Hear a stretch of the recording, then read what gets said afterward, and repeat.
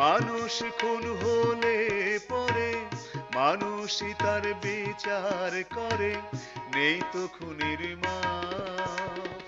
তবে কেন পায় না বিচার নিহত গোলাম, মৃত্যু থেকে ছিঁড়ে নেওয়া নিহত গোলাম।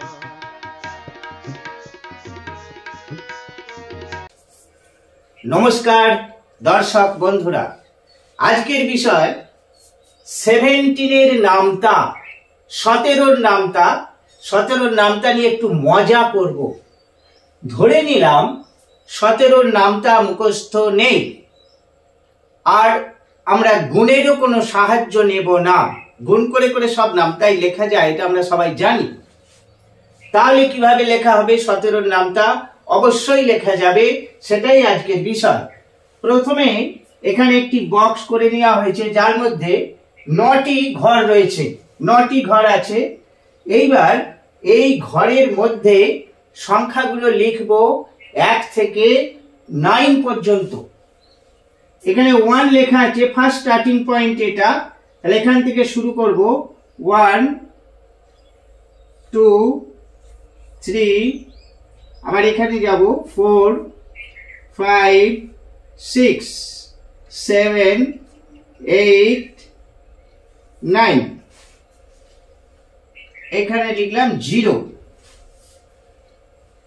1 2 3, আবার উপর থেকেই শুরু হবে।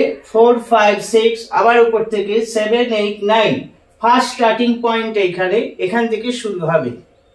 এবার সেকেন্ড স্টার্টিং পয়েন্ট এখানে আছে। 1 থেকে পরপর বিজোড় সংখ্যাগুলো লিখব।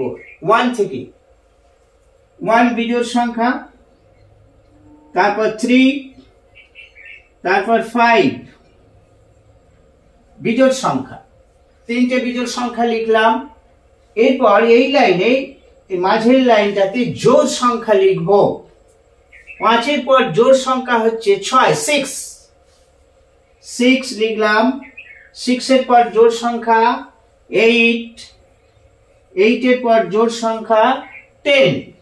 তাহলে এখানে 10 লিখতে হবে।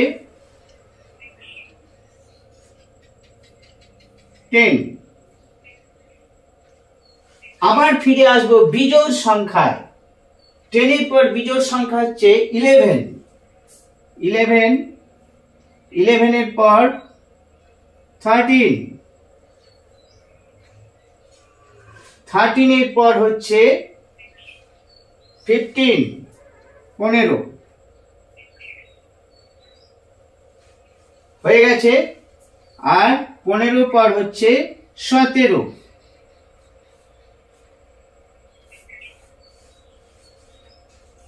10টা ঘর ফিল আপ হয়েছে। এবার আমরা একবার মিলিয়ে নেব। 17 1 17, 17 2 34, 17 3 51। এরপর সব নামতাটাই এখানে রয়েছে। তাহলে আমরা গুণও করলাম না, আর মুখস্থও করিনি, তাহলে অতি সহজে লেখা সম্ভব হলো। এই ছিল আজকের বিষয়। আবার আসছি পরবর্তী কোনো বিষয় নিয়ে। সাথে থাকুন, দেখতে থাকুন।